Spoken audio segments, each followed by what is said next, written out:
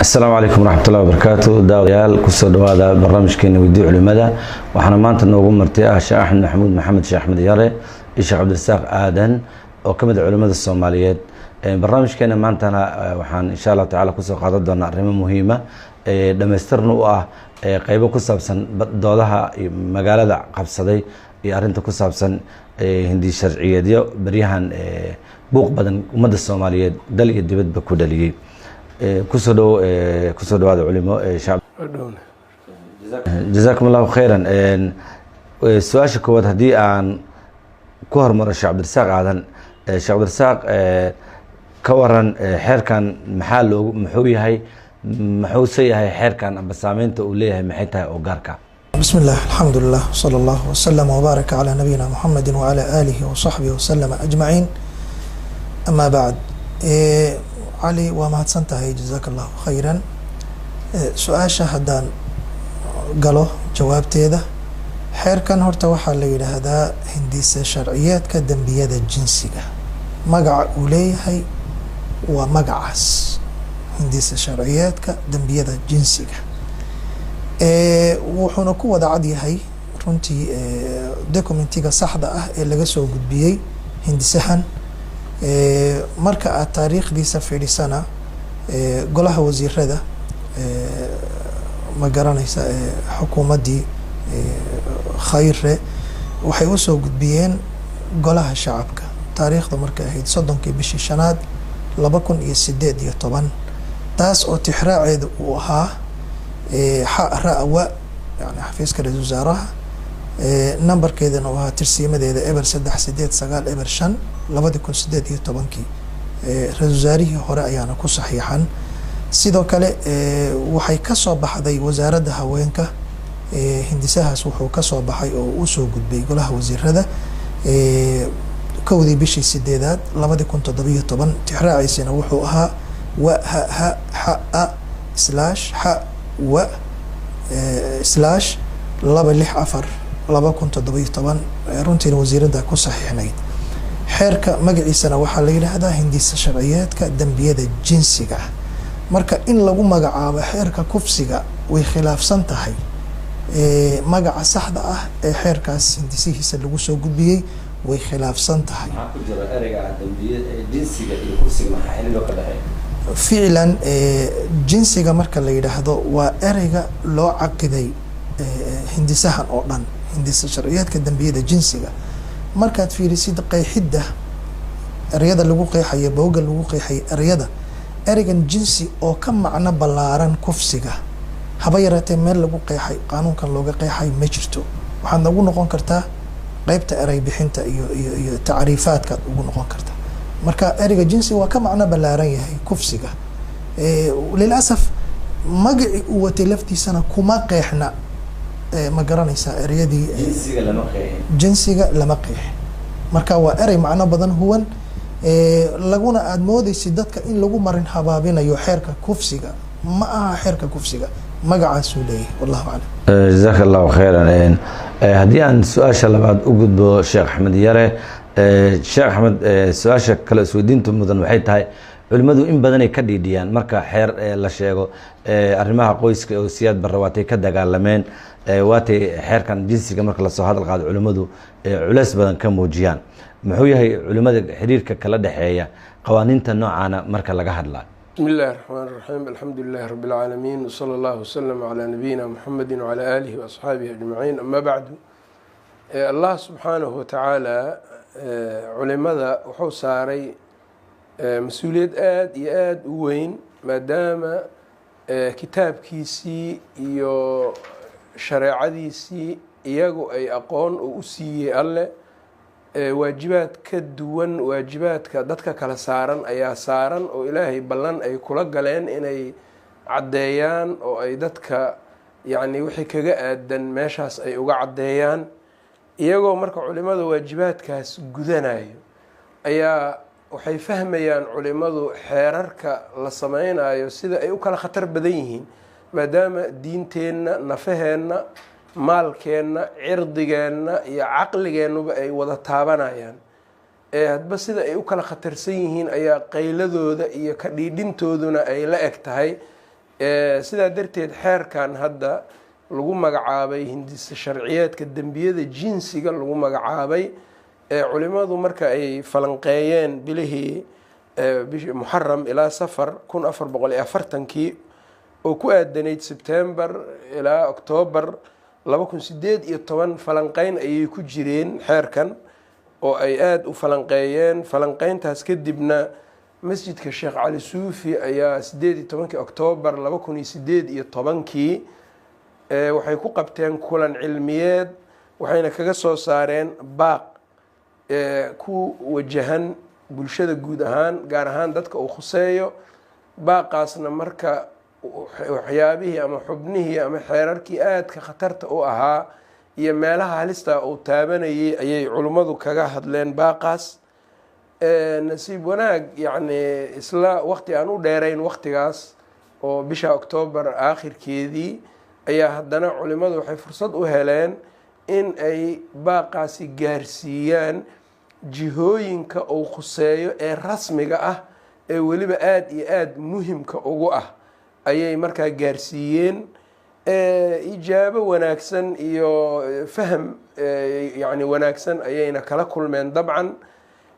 haddana mar kale ayaa fadhi kale oo ay yacni dadka jihooyinka ay khuseeyaan arrintan iyo dad weliba qaanuunka wax ka yaqaano oo khubaro qaanuun iyagoo ay la jiraan ayaa haddana fadhi kale uu yimid bishii juun 20keedii 2019 markay ahayd. kaana marka waxaa uu dhaliyey in baahi kale loo sii qabo xeerkan jinsiga, la dagaalanka dembiyada jinsiga hindisa, yani xeerkan hindisihiisa in qodob qodob loo dul istaago. mar kale culimadii haddana qodob qodob bay u dul istaageen, waqti dheer bayna qaateen ilaa dhowr iyo 10 beri meelaha gaarayo. dabadeedna marka mar labaad ayay haddana jihooyinkii arrintaa yani ay khuseysay ay haddana u gudbiyeen wixii ay kala kulmeen. wuxuuna ula muuqday runtii culimada xeerkan xeer sidaan hindisa qaanuuneedkan hindisa qaanuuneed sida uu hadda yahay ku socon karo, marnaba oo ku daahirsami karo oo ku nadiifsami karo, marnaba inuunan ahayn ayay marka iftiimiyeen oo ay tuseen. buuqii ugu dambeeyey hadda markii uu dhalanayay oo guddoonka baarlamaanka uu ka hadlay, culimadu mar kale haddana waxay qabteen kulan cilmiyeed ay oday dhaqameedyada iyo bulshada dadka muhimka ay ugu yeereen. oo kaas marka waxa uu dhacay bishii sebtembar hadda aan ku jirno, dabayaaqadeeda aan ku jirno 2020kii ayuu dhacay. kaana marka isagana waxa uu kusii saabsanaa xoojin kuwii hore la xoojinayay.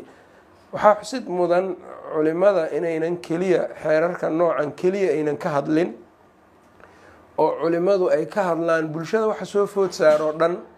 hadday dhibaatooyin tahayna dhibaatooyinka inay kala qeyb qaataan, haddii ay tahay waxyaabo in laga hadlo mucaamalaadka ku saabsan, waxyaabo ku saabsan yacni dhibaatooyin markay dhacaan ku saabsan abaarihii, dhiigga muslimiintu yacni badbaadadiisa iyo in la badbaadiyo la ilaaliyo, waxaasoo dhan culimadu waa ka hadlaan.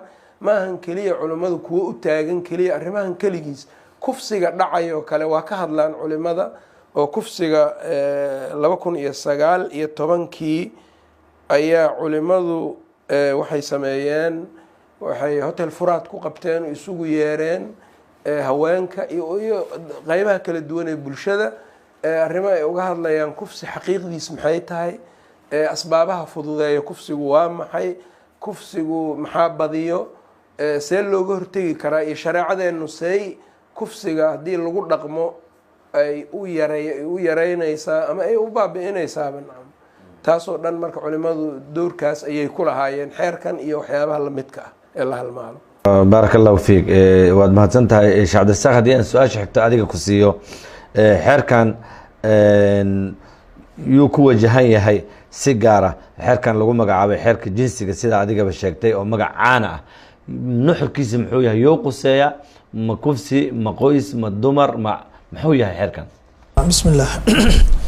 runtii xeerkan ama hindisa qaanuuneedka ah jinsiga loo bixiyey marka aada akhriso nuskhada laga soo qadimay ee saxda ah ma garanaysaa lasoo baasgareeyay golihii wasiirada loo soo gudbiyay baarlamaanka uma gaar aha marka aada fiiriso qodobadiisa haweenka oo keliya uma gaar ah yacni mana aha runtii mid u raadinaya xuquuq gaar oo haweenka ka maqan mid u raadinaya oo keliya maaha laakiin wuxuu taabanayaa dhammaan shariixadii mujtamaca uu ka koobnaa oo dhan dumarkiibuu taabanayaa caruurtiibuu taabanayaa waalidkiibuu taabanayaa qoyskiibuu taabanayaa marka runtii arrimahan oo kale ma garanaysaa ma aragtay aada fiirisidood u kuurgashidna ma ku khaas aha xadgudubyo lagu sameeyo haweenka oo keliya kuma khaas aha yacni hindisa qaanuuneedkan arrinkaas waxaad moodaa nooc min marin habaabin ah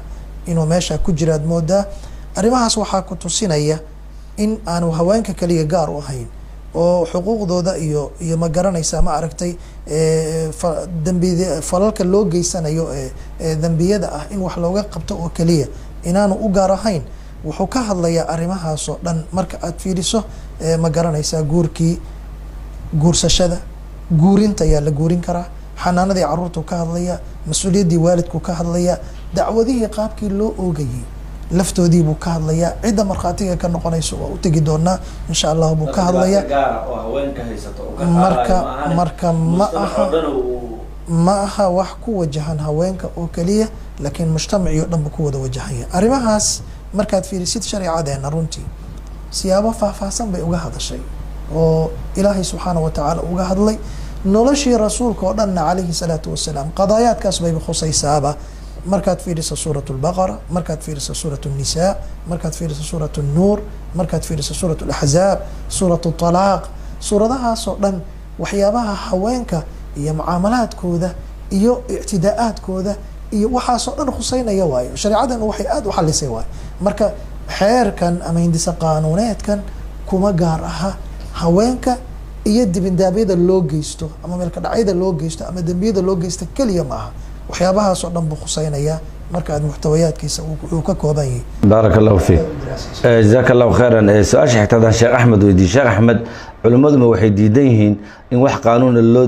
dejiyo oo la joojiyo kufsiga iyo dhibaatooyinka uu bulshada ku hayo culimmaduma kufsiga ay diidan yihiin sida hadda gabdho badan oo hadlay inaan culimmada dhibaatadana loo geysanayo uma jeedaan miyaa maalin walbana dhibaa la sheegsheegaa marka arrintaas marka culimmada maa diidan in kufsiga laga hortago bismi llah su-aashaas aniga oo ka jawaabayo sheekh cabdirasaaq jawaabtiisa waxaan u idaafeynayaa sida isaga aada u faahfaahiyey runtii haweenku maahan in lasoo kiciyo oo lagu soo kiciyo culimadu xeer ama hindise qaanuuneed idinka dan idiin ah ayay culimmadu diidan yihiin oo haweenkay si gooni ah farta ugu taagayaan in lagu soo kiciyo waa marin habaabin sida sheekhu uu tilmaamayna bulshada dhan ayuu xeerkan u taabanaa maahan haween keliya oo qeyb bulshada ka mid oo muhim ah keliya inuu taabanayo ma aha markaan su-aashaada usoo laabto jawaabteeda maya culimadu ma diidana wax kufsiga lagu joojinayo nidaam kufsiga lagu joojiyo ma diidana laakiin muhimka waxa ay tahay waxa la qaanuuneynayo ama la xeereynayo ee xeerka laga dhigayo waa in aasaas looga dhigaa shareecada islaamka waayo shareecadeena islaamka iyadaan waxba ka teginba noloshii nebigoo dhan sala allahu calayh wasalam guur iyo guurkiisii iyo siduu u guursaday siduu guriga u dhaqi jiray qur-aanku siduu uga hadlay suurado dhanow qoyska qur-aanku uga hadlay ma dayicin qoyskuna waa halka uu ka bilowdo bulsho meeshay ka bilaabato waa qoys inuu marka islaamku bulsho islaaxeedii ka hadlo iyo wanaajinteedii qoysna uu ka hadli waayo wax caqliga diidayo xikmaddu diideyso ayay tahay sidaa darteed marka waxyaabahan oo kalena loo sameynayo xeer loo sameynayo ama taqniin lagu sameynayo ama qaanuuneyn lagu sameynayo waa in dadka culimada ah ee weliba fuqahada ah in lagala hadlo oo iyagu ay aasaas iyo saldhig u ahaadaan leanna maxaan banaaneyn iyaga ayaa garan karo waxa kale ee caalamkan kusoo kordhay ama internetkan ama youtube-kan iyo waxaan oo dhan ha ahaado waa axkaam waxa bannaan iyo waxa aan bannaanayn sal looga dhigi karo shareecada leanna shareecadeena waxba kama tegin maa faratnaa fi lkitaabi min shay buu alla leeyahay wanazalnaa calayka alkitaaba tibyaana likulli shay. waxaa qiray xataa acdaa yani rasuulka sal ll ly slam dadkii aan rumaysnayn ee isaga beeninaya ayaa arrintaa u qiray. waa kii ninkii yahuudiga ahaa salmaan alfarisi uu ku yidhi callamakum nabiyukum sala allahu calayhi wasalama kula shayin xata alkhiraa'a, nebigiinu wax kasta waa idin baray xataa sida hay-adda ama qaabka loo xaajo guto marka musqusha la gelayo. markaasuu yidhi ajal haa waana baray. ma dhici kartaa marka in musqushii qaabkan u geli lahayn shareecadu inayna barto qoys arrimihiis iyo kufsi arrintiis inay ihmaalisan? maya. haddii aan su-aasha waxay kuusii kordhiyo ka waran arrinta ku saabsan kufsiga, shareecada islaamka xugun ka dejisay maa jiro oo kufsiga ay ku xakameynayso? waa su-aal waa fiican, waa usoo socday. waxayna ahayd shareecadu waa ka dejisay oo kufsigu waa dil yani qori ama toorey ama bud aalad in qofkii markaa yani iyadoo la adeegsanayo la cabsi gelinayo sharaftiisa in lagu qaato oo lagu xadgudbo sharafkiisu. kaas marka wuxuu gelayaa xaddulxiraaba ama almuxaaraba. inamaa jazaau aladiina yuxaaribuuna allaha warasuulahu wayascuuna fi lardi fasaada an yuqataluu aw yusalabuu aw tuqaطaca aydiihim waarjuluhum min khilaafin aw yunfaw min alardi. halkaasay gelaysaa.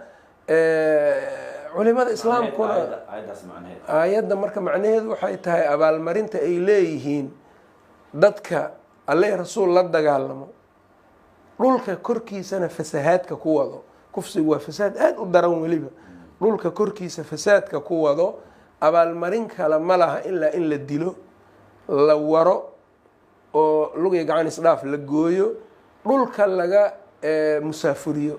musaafurintu xabsina waa noqon kartaa, in la musaafuriyo meesha uu yaqaano laga kaxeeyo, dhibkan iyo falkan ku geystan laga kaxeeyo. arrinta noocaas ciqaabtaas adag laga dejiyey in iyadoon la tijaabinin la yiraahdo shareecadu kufsiga waxba uma hayso. 4 markhaati ah, 4 markhaati see loo heli karaa? macnaheedu yaan kufsi la ciqaabin waaye qofka geysta in la dhaho gardaray ku tahay. leanna kufsigu xadkiisu wuxuu soo gelaa burcadnimada waa xaddulxiraaba. culimadana saasay uga hadleen. abubakar ibnulcarabi kitaabkiisa axkaamulqur-aanka wuxuu sheegay haddii dembiil qof wax ku wato safar ah lagu dhaco xoog hub iyadoo la adeegsanayo, haddii intaas cuquub laga ratibay sharafkiisa la dhaawaco, moralkiisa la dhaawaco, yacni xaaladaasa kasii daranba macnaha. marka saa darteed shareecadu maynan ihmaalinin, waana loo baahan yahay in iyada la fuliyo si looga hortago. baaraka allahu fiik. haddii aan su-aasha xigta siiyo sheekh cabdirasaaq. sheekh cabdirasaaq, waxaan aragnaa xilligan in guluf badan loo galay ansixinta xeerkan la yihi xeer jinsiyeedka, asagoo weliba in badan culimmadu cadaysay inuu shareecadu khilaafsan yahay. baahida keenayso oo loo baahan yahay xeerkan in ummadda laga hirgeliyo dhexdeeda oo lagu ansixiyo maxay tahay? bismi illah. horta mid waa inaan ogaano oo dadkan soomaaliyeed waa dad muslimiin ah waay. ilaahayna subxaanahu watacaala kitaabkiisa qur-aanka ah wax uu kaga tegay haba yaraatee ma jirto. yacni suurtagal maaha in sheekh axmed qadiyada hadda uu ka hadlay baan rabaa waxyar inaan ku daro.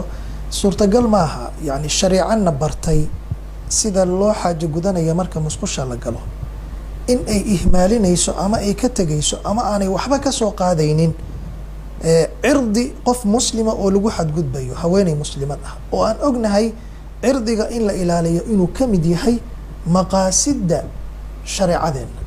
shareecadeena waxyaabaha ilaahay usoo dejiyay waxaa ka mid a in la xifdiyo maqaasida guud ee shareecadu leedahay. alkuliyaat alkhamsa waxaa la yidhahda. kuliyaat alkhamsana waxaa ku jira cirdiga qofka muslimka oo la ilaaliyo. marka in shay ilaahay subxaanahu watacaala shareecadiisu sidaa ballaaran uga hadashay la yidhaahdo xeer ha loo sameeyo, iyadoo aan ognahay dastuurka laftiisa in marjiciyadiisu ay tahay shareecada islaamka sida ku qoran xoogaa arrinkaas waa arrin keeni kara marka in meesha aad arkayso in waxyaabo kale soo geli karaan. haddaan su-aashan jawaabteeda usoo noqdo, dabcan xilligan in aada loo magaranaysa qadiyada loo daba ordo oo loo buunbuuniyo oo xeerkan baahi baa loo qabaa la yidhaahdo, waxaan isleeyahay 3 qodob 3 arrimood baa lagu soo koobi karaa. mid waxa weeye qadiyada ku saabsan shay walba iskama dhaco, waxbaa keena. wax walba markay dhacaan ma iska dhacaan, laakiin asbaab bay leeyihiin waxaan sabab u noqda inay dhacaan. maanta waddankeena waxaan ognahay waxyaabo fara badan oo qadaayaadkan sahlaya oo ay ka mid tahay drugska waxyaabaha daroogada la yidhahdo runtii oo ma garanaysaa ma aragtay dekadihii inay kasoo degaan ay dhici karayso eerborada inay kasoo degaan ay dhici karayso beerihii daakhilka laftooda qaybo kamid inay kasoo galaan ay ka dhici karayso xuduudihii waddanka iska furan oo cid controlaysa aanay jirin kasoo gelaya yacni maandooriyahaas markastuu umadi ku batana walaa shaka waxyaabahan iyo waxyaaba ka waaweyn oo dhan baa dhacaya markaad fiirisata hadda ixsaa'iyaadka iyo taqaariirta laga qoro qadiyadan iqtisaabka ah dumarka la xoogo marka aad fiirisid ama la kufsado wadamada reer galbeedka wax kaga badan ma jiraan yani aqriya taqaariirta wax kaga badan ma jiraan maxaa yeelay wax walba ayaa mubaax ah oo banaan marka qofkii wuxuu rabaa marka waxyaabahaas oo dhan marka waxay kamid tahay waxyaabaha sahlaya idan taas waa qodob maandooriyaha aadka u faafay oo runtii aan leenahay waliba jihaadka mas-uuliyiinta ah ma garanaysaa ummadan mas-uulka ka ah xilka u haya waa inay aada ugu dadaalaan oo weliba xil iska saaraan sidii looga hortegi lahaa maandooriyahaas oo ummadda qaribaya taas waa mid weeye tan labaad meesha ku jirtaa waxay tahay waddankan maadaama nidaamkiisii iyo kala dambeyntiisii iyo dowladnimadiisii iyo maamulkiisii wax badan oo khalalihi uu ka jiro 30 sane ugu dambeeyey waxa ibatay marka in ma garanaysaa macluumaad fara badan oo khalada hay-ado ama dad kaloo gaara oo sharaaixi mujtamaca ka mid ihi in ay ka diyaariyaan waxyaabo badan oo aan dhicin waddankan ka dhicin oo loo gudbiyo jihaad iyagu ku wajahan oo ama wadamadoodii ay ka taagan tahay qadiyadan oo kaleento ama ahdaaf kale iyo waxyaabo kale leh warbixinada iyo macluumaadka khaladka ah oo hay-adaha naga baxsan ee dabadda ma garanaysaa la siinayo oo wax faafreeb dowladeeda haba yaraatay aan lahayn taasna waxaan filayaa inay iyaduna qeyb ka tahay baan filayaa maxaa yeelay intaasoo hay-adood baa ku wajahan qadiyadatan ma garanaysa tan saddexaad waxaad mararka qaar is leedahay waxyaabaha keeni kara waxaa kamid ah tuhun waxaa jira ah in waxyaabaha kan asbaabaha keeni karo dhan in la sameynayo ama ficilkii laftiisii in la sameynayo oo la tamwiilinayo oo la maalgelinayo inay dhacaan kufsiyo bilaahi caleyk ummadana ummad soomaaliya muslimiin dhaqan bay leedahay waa naqaan yani hal waqacad ma dhacday nin weyn inuu ka raadiya canug 5 jir ah ama gabar 5 jira ama wiil 5 jira inuu kufsado oo waa la kufsaday laleeyahy hada waa wax mujtamaca soomaalida akhlaaqdiisa iyo dhaqankiisa marka dib loogu noqdo aan ma garanaysaa ma aragtay yani xooga ay aad marka waxaad jirto tuhmo fara badan oo ah in waxyaabahan dhacaya kufsiga la sameynayo dalaalada yare aan soo qaadan karna waxaa weeye ma garanaysaa Somaliland ama Hargeysa mathalan qaanuunkan markii la ansixinayay aad baa loogu ololeynayay ummadoo dhan waa qaylinaysa oo jihaadka dhan wada qaylinayeen laakiin mar alla markii la ansixiyo la baasgareeyay wixii oo dhan kolka waa isla degeen kufsiyaa laga sheegi jiray fara badan waxyaabo fara badan baa laga sheegi jiray wax dhacay baa la sheegi jiray mar alla markii xeerkii la ansixiyey wixii dhan way degeen maxay dalaalo u tahay iyadoo weliba aan la dhaqan gelin masaladaas masala muhiima waaye iyadoo weliba aan la dhaqan gelin xeerkii in wixii oo dhan ay wada degeen marka waxaanay muftacal inay yihiin oo wax la sameynay ay yihiin tuhmadaasna kolka way jirtaa wallahu aclam waxyaabaha kuu muuqanayana waaye baarak allahu fiikum idinkoo mahadsan haddii aan su-aasha xigto sheekh axmed yarasi sheekh axmed maxay tahay qaanuunkan culimmada maxay ku qoonsadeen qaanuunkan kii hore waan ogeyn oo berigii siyaad bar lasoo saaray kanna waa kii uu kasii daran yahay culimmada qaarkood ku tilmaameen furuq iyo waraabow inay kala yihiin marka maxay tahay culimmada ay ku qoonsadeen xeerkan hadda la rabo in la baasmareeyo golaha baarlamaanka ee wasiirada hore uga soo gudbay muxuu yahay waxaa qodobadeed taaban kartaan mid midaan idiin soo bandhigi doona haddii aad adigu ku hormarto maxaa xeerkan lagu maagay bismillah horta marka ugu horeyso xeerkan kii hore ood soo hadal qaaday oo xilligii dowladdii militariga kacaanka lasoo saaray xeerka qoyska 75tii ee culimadana ku dhinteen waa ka qodobo badan yahay marka la fiiriyo kan iyo kaas kana aada u qodobo badan kaas waxaa laga yaabaa inuu meelo kooban un dadku ay ka arkeen culimmadu ay ka arkeen oo dhaxalka iyo meelo lamida qoyskuna waa taabanaya dabcan laakiin kan wuxuu uga daran yahay dhinacaas ka sokoow markaan dhinacaa kasoo tago dowladdii militariga ahayd dowlad oo inqilaab dalka ku qabsatay ahayd, dowlad dastuuriya ma ahayn. laakiin dowladaha hadda jiro waa dowlado lagu magacaabo dastuuri. macnaheedu waxay tahay wasaarada hindisihii keenayso, golihii wasiiradu soo maraa, golihii shacabka ansixinayo, madaxweynaha saxeexayo, faafreebka yani waxaan ujeedaa faafinta dowladda lagu soo saarayaa. markaasna wuxuu noqonayaa qodob dhaqan galo. in la burburiyo waxaa loo baahanayaa markaas in intii oo kale haddana lasoo maro, waa adkaanee burburintiisa. laakiin qodobadii dowladihii militariga ay sameeyeen markay iyagu dhaceenba waa la tageen. sababta waxay tahay dowlad dastuuriya ma ahayn, iyagu waxa sooma marin, dowladda iska dictatoria ayay ahaayeen. qaanuunadoodii in badan oo kamida waa la tageen. laakiin tan boqolaalka sane soo socota waxaa laga yaabaa in loo heli waayo xal. labadaas dhinac marka horta waa uga dhib badan yahay. taasaana keenaysa in xooga badan, faraha badan laysugu geeyo culimada iyo oday dhaqameedyada iyo bulshada dadka caqliga leh ay isugu geeyeen. midka hadda jooga waxa lagu maagay waxa uu yahay qaanuunkan marka ugu horeysa wuxuu ka hadlaa dembiyo, ciqaabo ayaa ku jiro. waxay ahayd marka maadaama dembiye iyo ciqaabo ay ku jiraan inuu marka horeba ka saaro shareecadeena islaamka wixii ay xalaaleysay inuu ka bixiyo, oo la yidhaha qaanuunkan wuxuu ku saabsan yahay oo keliya waxyaabaha shareecada islaamka aan ku iyo dhaqanka suubane soomaalida aan ku banaanayn, oon xalaal aan ku ahayn ayuu ku saabsan yahay bis in la dhaho. waayo dembi baad adiga sameynaya, wax sharciga xalaal ku ah haddaad dembi ka dhigto ilaahay baad kasoo horjeedaa iyo sharcigiisaad ka hor imaanaysaa. waxuu ka dhigayaa marka waxyaabihii sharcigu xalaaleeyeyna dembiyuu ka dhigaa, waxyaabihii sharciga xaaraantinimeeyeyna dembi ka dhigi maayo saan arki doono. marka taasi waa arin aada iyo aada muhiim ah. waxaana laga ilaaliyey fiiri qaanuunkan yani xeerarkiisa, hindisahan xeerarkiisa waxaa laga dhowray erey bixinada diiniga ah oo cad in la tilmaamo, lagu tilmaamo. maalan tusaale haddaan soo qaato ereyga xalaal. ereyga xalaal waxaa loo yaqaanaa erey diini ah inuu yahay sida badan. ereyga xalaal marka la isticmaalayo kale ereyga keliyo isticmaalay, wax diin yani shareecada ama yani istilaax erey bixin diineed ereygaasu ka isticmaalay. laba jeer u isticmaalay. labada jeer u isticmaalayna midna wuxuu ka dhigay jihada ou xalaal ku yahay, wuxuu ka dhigay qaanuunka dalka, xataa shareecadii ma dhihin. midda kalena waa furay, iyadoo furan uu ka tegey, meel uma tiirinin. fiiri maalan erey bixinta marka aada fiiriso bogga 9aad waa kan qaanuunka, waa kaas. ayb waa kii golihii wasiirada ka soo baxay, wasaaradii waxaan ujeedaa golaha wasiirada uu soo baasgareeyey, warqadii ugu baasgareeya ku taalo. wasaaradda haweenka tii ay golaha wasiirada kusoo gelisaa ku jirto oo tixraaceeda la akrinayey. marka aan fiirino bogga 9aad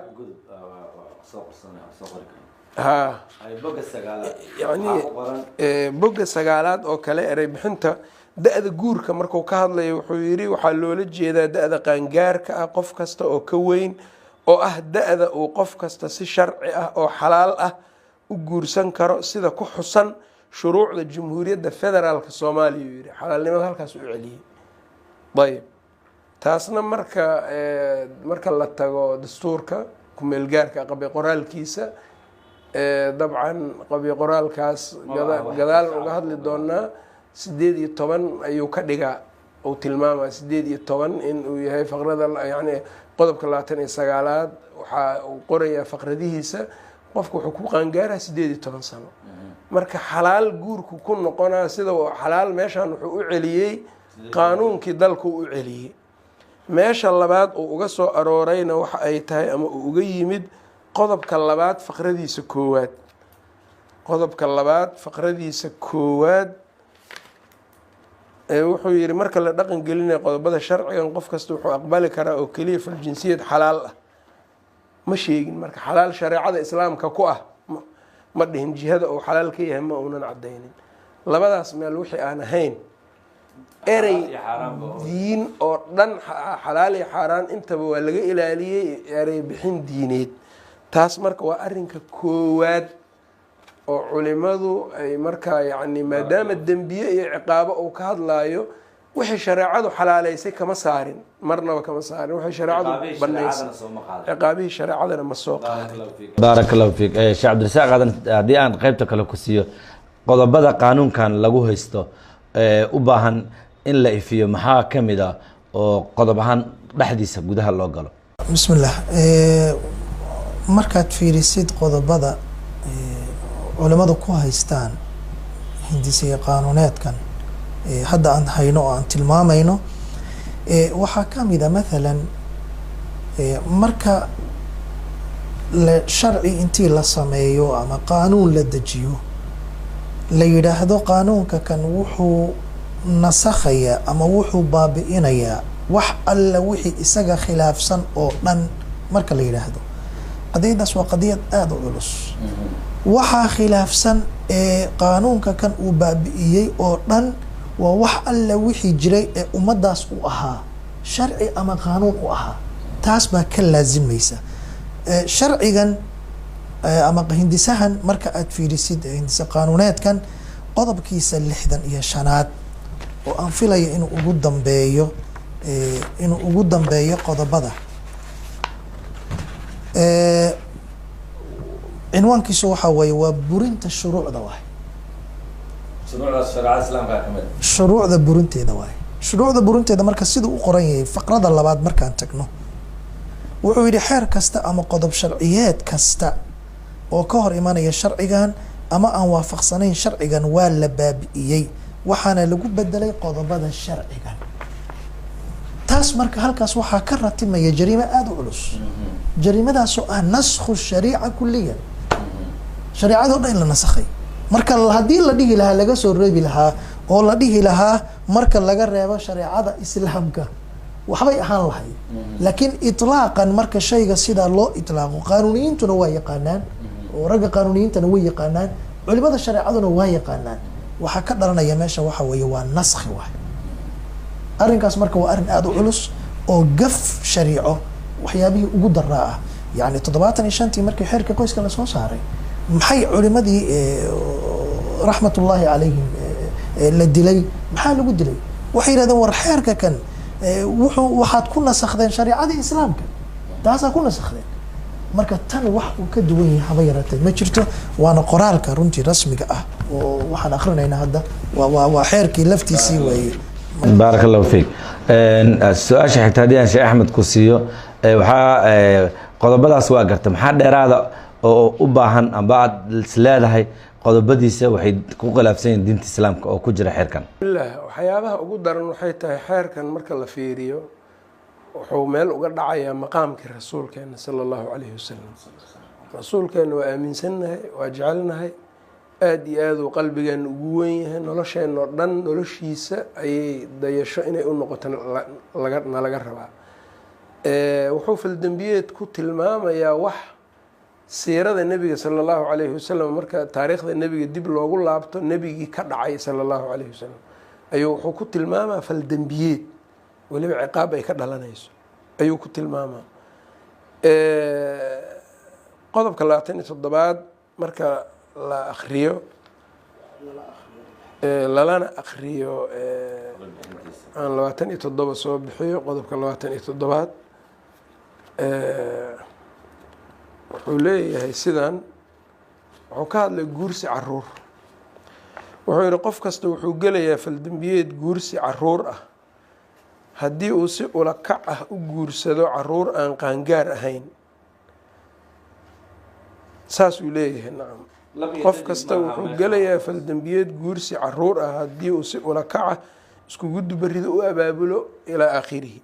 yani meeshaan ka hadlaya waxay tahay oo nebigu uu meel uga dhacayo.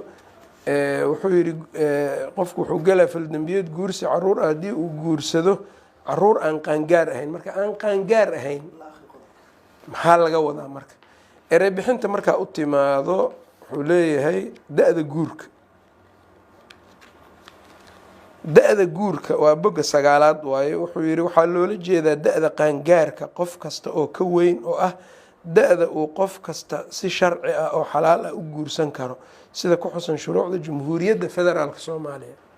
meeshaan maxaa kaaga caddaaday da-da guurka waa da-da qof kasta oo qaangaar ah oo si xalaala u guursan karo si waafaqsan shuruucda dalka.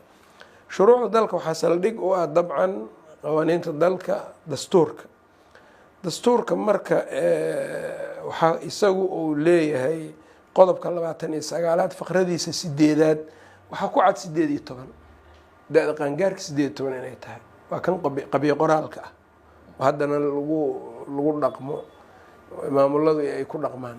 marka macnaha meesha kasoo baxayo waxay tahay 18 ka yar waa caruur. saa darteed qofkii 18 ka yar guursado waa qof dembiile ah. nabigeenana sala allahu calayh wasalam waxaa la ogyahay oo si mutawaatir ah oo aan 1 iyo 2 iyo 3 iyo 4 meel aan ku imaanin baa waxaa la ogyahay in uu caaisho ku guursaday 9 sano, 18 ma gaarin caaisha radiallahu canha. marka faldembiyeed hadday arrintaanu tahay iyo caruur lagu xadgudbay ay tahay, rasuulkii sala allahu calayhi wasalam ayay ku dhacaysaa ceebtaas, yani dhaleecayn ku tahay ummad rasuulkeedii. marka wax dhaleecayn ku ah qaanuun looga dhigayo ama xeer looga dhigaa nasiib darro ummad muslima, taas waa mid.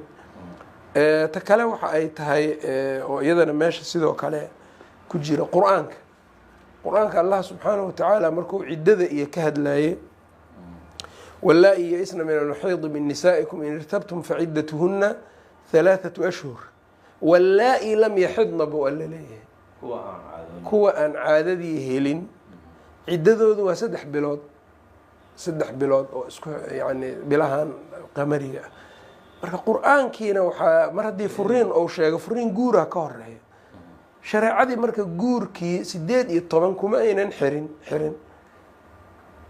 qur-aankiina sidaas uu leeyahay, rasuulkii siiradiisiina sidaasay ahayd.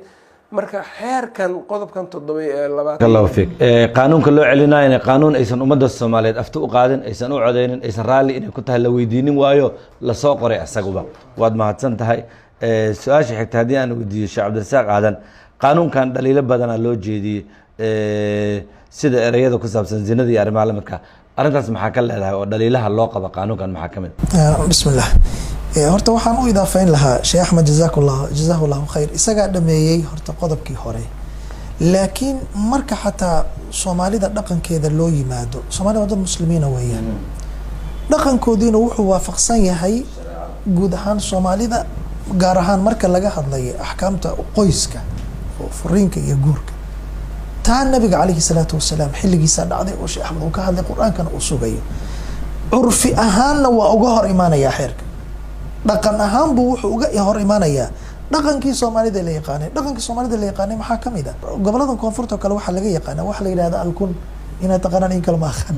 alkun waxa la yidhahda la yaqaana oo gabadha iyadoo yar baa loo sii cayimayaa qofkii loo guurin lahaa, bixaytu hadhow markay awood u hesho markaas inay falgasho oo laga wareegsanayo, reerkii laga wareegsanayo waa loo yaqaan, meel kale lama aadin karo. taas waa iska curfigii xataa dhaqanku ka hor imaanaya. markaan usoo gudbo jawaabta oo su-aashaadan dambeed weydiisay, waxa weeye waxyaabuhu ka hor imaanaya waxaa ka mid a xeerkan. markaad xeerarkii hore ee xeerkii ciqaabta ee soomaaliyeed oo kale aad dib ugu noqoto, iyagii laftoodii xeerarkaas wax uu dembi u yaqaanay oo dembi uu ka dhigayay, xeerarkaas ay ka dhigayeen, kani wuu nasakhay oo shaygii dembiga loo yaqaanay dembi kan ka dhigi maayo. mathalan qodobka 65 ee hadaaye aan akrinaynay faqradiisa 1 sidanay u qoran tahay. qodobada wuxuu yihi qodobada 398 399 401 407 408 ee xeerka ciqaabta guud ee Soomaaliyeed 1962 waa la baabi'iyey, waxaana lagu bedelay qodobada sharcigan baa lagu bedelay. markaan dib u fiirino xeerkii 407 iyo 408 oo 62 ahaa, zinada wuxuu u yaqaanay dembi inay tahay. waxa zinada la yaqaano, waxa zinada la yidhaahdo, xeerkaas ama qaanuunkaas inuu dembi zinadu tahay ayuu u yaqaanay. qaanuunkan marka wuxuu leeyahay zinadii dembi maaha buu leeyahay, mar haddii la nasakhay taas zinadii dembi ma aha. idan waa qaanuun banaynaya si cad u banaynaya wax ummadan dambi ay u taqaanay curfan iyo shariic ahaan labadaba u taqaanay wax banaynaya waaye marka qadiyadaas waa qadiyad runtii aad halis u ah qaanuunkaas 407 408 ee xeerka ciqaabta Soomaaliyeed akhri faqraadkiisa ma garanaysaa qodobka 6 iyo qodobka 1 oo qaanuunkaas faqraadkaas akhri qodobka 6 faqradiisa 1 ba halkaasuu ku sheegayaa zinada wuxuu u yaqaanaa ciqaab yani dambi buu yaqaan laakiin kan dambi uma yaqaan marka waa ka khatarsan yahay wixii ummadan qaanuun ahaan loo soo qoray oo dhan waa ka khatarsan yahay wallahi baarak allahu fiik sheekh axmed haddii aan su-aasha xigta ku siiyo xeerkan dhaliilo badana loo jeediyey sida ereyada faldambiyeed in meesha ku saabsan qodobada ka hadlayo kale qodobkaas maxaa lagu dhaliishan yahay nidaamkiisa dacwo wuxuu fududeynaa oo dadka qeybaha kala duwan ee bulshada u fududeynaa qadafka oo sharcigu uu aada uga waajibiyey ciqaabo 80 jeedal in lagu dhufto qofkii qof qadfo oo zina iyo waa zinaystay iyo yiraahdo bilaa la-aan dacayad la-aan marka wuxuu leeyahay maalan markaan soo qaato qodobka 38aad gudbinta dacwadahu ku saabsan yahay faqradiisa 1 dacwad ku saabsan faldambiyeedka jinsiyeed dacwoodaha waa in uu usoo gudbiyaa habraaca ku xusan xeer nidaamyaha qeybta 2 marka tan waa midaan rabo ma jiro nidaam lagu xadidayo soo gudbinta dacwad faldambiyeed jinsiyeed oo ku xusan qodobada sharcigan wax nidaam ah oo lagu xadidayo ma leh wax celinayo ama isaga hadhow loo raacanayo waxuu doonuu sheegan karaa meeshaas marka qadafkii ayuu aada u badinaa qodobkaas maxaa kaloo ka mid a waxyaabaad ku haysataan xagga marka laga hadlayo nikaaxa sharciga xalaasha dhexdiisa iyo ha nikaaxa sharciga ee xalaasha dhexdiisa ayuu wuxuu ka suureynaa kufsi qofkii xaaskiisii iyo qof iyo ninkii iyo xaaskiisii in kufsi dhex maray ayuu suureynaa maalan qodobka 2 faqradiisa 3 haddaan fiirino wuxuu leeyahay sidan qodobka 2 wuxuu u qoran yahay marka la dhaqan gelinayo qodobada sharcigan waxa uu yihi qof kasta wuxuu aqbali karaa oo keliya faljinsiyad xalaala haddii uu u ogolaado si ikhtiyaar ah ama uu leeyahay xorriyad iyo karaan uu wax ku ogolaado marka waxaa ku jirtay meeshaas marka qodobka 2 faqradiisa 3 qeybta faqradiisa 3 okay wuxuu yihi eedeysanaha iyo qof kale ay hore u lahaayeen ama uu hadda ka dhexeeyo xiriir sida ku xusan qodobka ee sharciga soo baxay ee tirsigiisu 5 kaasoo la soo saaray markay taariikhdu 16 December 1962 yani maxkamadda wuxuu leeyahay maxkamaddu ma go-aamin karto inuu qof kasta ogolaaday faljinsiyeed yani markay haweentu maalan dhahdo qofkan waa i kufsaday haddii ninkii uu maxkamadda ka hor sheego xiriir baa naga dhexeeyey guur uu yiraahdo sidaa darteed anigu ma kufsanin maxkamaddu ma dhegeysanayso xiriirka mana dhahayso qofkaasi dambiile ma aha ma dhahayso sababtuna waxa uu yiri waxayna ku caddahay eedeysanaha iyo qofka kale ma fiirinayso inay hore u lahaayeen ama uu hadda ka dhexeeyo xiriir waa la furay ereyga xiriir guuruu noqon karaa marka guurkii lagama reebin intaanan taas ka tegin qodobka 39 ee uu u celiyay 62diina wuxuu ku saabsan yahay markii aad eegto waxyaabaha ciqaabta cusleeyo meeshaas khatar waay wuxuu leeyahay hadiiba xiriir jiray ciqaabtaaba cuslaanaysaba marka 62 markii la rabo waa loo celinaa oo ciqaab la cusleynaa marka shariicada la nasakhayo 62dii waxyaabaha ciqaabaadka cusleeyo ayaa lagu daray kan marka xiriirkaasi ninkii marka haweentiisii in kufsi ka dhici karo haddii weliba uu yimaadana ay ciqaabta lasii adkeynayo xiriirka dartiisa waa meelaha ugu daran baarak allahu fiik towsiic caama aan labadiina haddii aan marba qof siiyo idinkoo maca maa fiihi qaanuunkan waxa uu qabo ayaday jirto sheekh cabdirasaaq aadan dardaaran guud ummadda Soomaaliyeed maxaad dhihi lahayd iyo khaasatan dadka xeerkan hadda la horgeeyay ee laga rabo inay ummadda sharci uga dhigaan bismillah waxaan runtii dardaarmi lahaa 3 arrin oo ku kala wajahan midna waxay ku wajahan tahay dadka Soomaalida guud ahaan midna waxay ku wajahan tahay dadka mas-uuliyiinta ah ee xilka u haya ummaddan, midna waxay ku wajahan tahay dadka ummaddan wax u bartay oo usoo bartay oo aqoon-yahankeeda ah. guud ahaan soomaalida waxaan dhihi lahaa ilaahay subxaana wa tacaala shariicadiisa ayadaa kaafi nagu ah, iyadaa nagu filan, iyadaas waa inaynu qaadano oo aan ku dhaqanno oo aan aqoonsano oo diinta islaamkana si dhamaystiran kolka aan ugu dhaqanan u qaadano. ilaahay isagaa meel walba naga kaafiyey, alaysa allahu bikaafin abdahu. qur'aan iyo sunno waxba aan looga tegin, waxay ummaddu u baahnayd baa ilaahay subxaana wa tacaala uuna siiyey iyo masaadirta shariica ee iyaga daba gashay daba socota. taa waa mid. tan labaad waxaan dhihi lahaa dadka mas-uuliyiinta ummaddan u ah, ilaahay subxaana wa tacaala uga baqa mas-uuliyadda ummadeeda aada haysaan. ummaddan dad muslimiina weeye, u ilaaliya diinkooda iyo cirdigooda, u ilaaliya diinkooda iyo sharafkooda iyo cirdigooda iyo baydadooda u ilaaliya. yacni ha noqonina gacantii ummaddan baabi'in lahayd oo diin ahaan iyo dad ahaan u baabi'in lahayd, ha noqonina. taasaan oran lahaa. waxaan oran lahaa dadka ummaddan wax u bartay, ama qaanuun ha barto ama shariico ha barto ama culuum kale oo ummaddan naafic u ah ee wax u taraysa ha barto, yaan ummadda lagu khaldin. ma garanaysaa, gacantiina ummadda yaan lagu khaldin oo afkiina yaan lagu khaldin, oo mararka qaar yaanay dhicin wax aadan shaqo ku lahayn xataa inaad adigu isku sheegto, inaad adiga leedahay inaad isku sheegto. oo aan ognahay waddankan adduunkan macluumaadkiisu ma kala qarsoona, macluumaadku wada waadix, wax walba oo la qoro waadix weeye. marka iyagana taasaan dhihi lahaa, qofka aqoon-yahanka ah ummaddan ilaalinteeda waxaa ka saaran, waajib baa ka saaran. baarak allahu fiik. sheekh axmed, tawsiyadaada waxaan jeclaa lahay qaanuunkan dowladdaa sheegtay inay maal badan ku bixinayso oo intaasoo malaayiin min adolaraad la garab taagan tahay. arrintaas guud ahaan ummadda maxaa dhihi lahayd, maxay muujinaya arrintaas? bismillaah. ummaddan waxaan anigu dardaarankaygu aan kusoo koobaa dardaarankii qiimaha lahaa. waxaa u dardaarmay sheekh cabdirasaaq, waxaan u idaafeynaan ku daraa yaynan dhicin maslaxad shaksi oo qof isaga gooni ahaantiis ama dad yar ay gooni ahaantood u fiirsanayaan. ummaddan yaan laga qaniinin godkaas.